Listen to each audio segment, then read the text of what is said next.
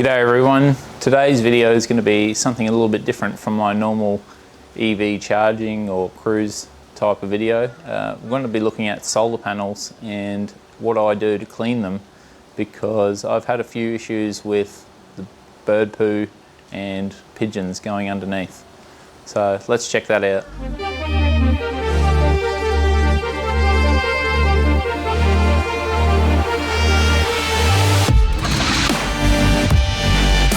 Alright, so 6 months ago I had some pigeons directly above my bedroom, which wasn't very good, and underneath my solar panels and annoying me and the missus. But what I decided to look into was what solutions were available. But what tends to happen is, with most things, they're quite expensive. You know, there's a lot of safety risk, and when you have to get up on the roofs and install, you know, mesh and all that type of stuff. So I looked for a more practical DIY solution, and what I found was, obviously you need like a barrier, and you need something to hold the barrier onto the solar panel. So what they are is a Pope hose clamp. So nothing to do with solar panels or pigeon protection at all. And what I found is that you can clip the netting onto here, over this head, and it kind of gets stuck going back over. And these are quite the right dimensions for just clipping onto the metal of the solar panel, the underside. So that's what I went with, and let's check out how it went. And this is obviously for DIY only, but the benefit of putting these clips on and the mesh, you know, and coming up once every 6 months to just check everything's all right, I think it's a great solution for solar panels. As you can see, here's my panels and next door neighbour. So it's kind of ideal setup for the pigeons to nest. They're a bit of a problem, but what I've done, I've actually gone to Bunnings and got a cheaper option rather than paying the $1,000 to do my panels. And what's turned out, I found out that these higher ones are where they prefer to perch, and these lower ones on the split level here haven't needed anything doing. But because it's been 6 months, I thought I'd come up and see how they were doing today. And I've noticed that there's a few little issues, so I'm just gonna fix those up now. All right, so disappointingly, there's actually a nest right here, and this happens to be a handball as well. And I don't know if you can see it under there. There is a pigeon. There is a pigeon under there, because what's happened is just over on the side here, it's come undone, but there hasn't really been that much pigeon noise. And sometimes it can be a little bit hard to differentiate if it's they're just on the panel itself rather than actually underneath the panel. But my bedroom's directly here, so it's beneficial that we don't have any noise, at least on this part of the roof. So let's have a closer look at what I've actually done. So you can see that I've got these clips, and they're clipping straight underneath the panel themselves. I'll see if I can. There should be some footage here of where I've actually done it when I was installing it. But we'll have to get rid of this nest and get rid of these pigeons. Alright, so I've just lifted up the thing, and you know, the problematic thing about pigeon nests is that they're actually covered in shit. So feel free to use gloves, but I'm not too worried. I'll wash my hands afterwards. But have a look at that. It's pretty disgusting, to be honest, but it's better not to have it there. Alright.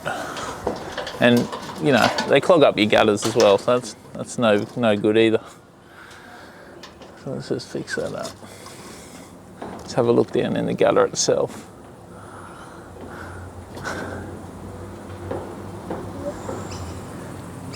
Alright, so it's not the easiest to record and do this, but you can see there's still some debris left there that I'll have to get out. And then we'll have a closer look at the clips and the mesh themselves. Alright, so I've done that little nest now, most of it. Not too worried about a few little sticks, but got the handball as well. It's going to need a bit of a clean. Boys will be happy with that. But let's just have a closer look at the actual... Alright, there you go, ball. Alright, so I'm going to try and show you what I actually did to install this. So here's a closer look at the clip.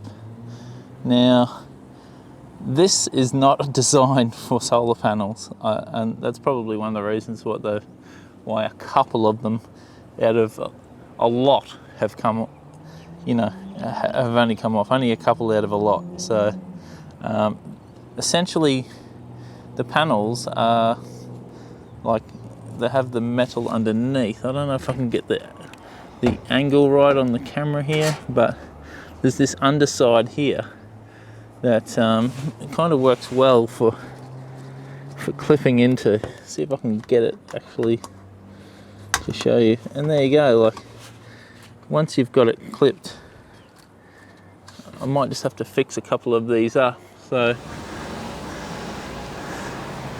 alright, well, putting the clips on isn't very difficult, but getting rid of pigeons from underneath the bloody netting seems to be a bit harder. But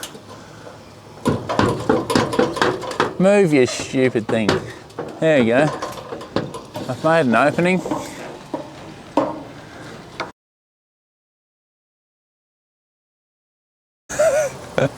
I don't know what the fuck that pigeon's problem was, but it's done now. It just did not want to get out of there, so maybe it's mating or something like that. So, all right, well, job done. Time to fix up the clips. All right, so just tightening the clips up. I think it's an important point that when you are trying DIY, that you implement something and then see if it works or not, and then see if you can improve a little bit after. As you can see, these are spaced probably every 50 centimeters or so, maybe 40. And I think up the top I'm going to need a few more, because that's where the pigeons were getting in when it was dropping down. So just an idea for you guys to think about if you're a bit of a DIY type of person. So one thing I just want to show, if you're going to copy my exact design, and that's, you don't want the mesh to get stuck in the little grooves here. So when you're pushing it through, you don't want to do that essentially. I don't know if you can pick that up, but you want the head to go right through the mesh. See if I can demonstrate it here. Kind of like that. So it kind of gets caught when it's trying to move, and then just clip this bit into the metal of the solar panel. Alright, so the other thing I wanted to show you was this Sabco bulldozer. I think it was about $50 from Bunnings. It's got a water inlet on one end and a tap to turn on and off, and the water obviously comes out the top, so it's really good, and it's extendable, so you can get quite a long way when you're up on the roof for cleaning those panels. So it's worked really well for me, and I would recommend it. So just a reminder lastly that whenever you're doing anything like this, to keep safety in the front of your mind. Thank you very much for watching, and I'll see you on the next one. One last thing, check out where my little friend lives now.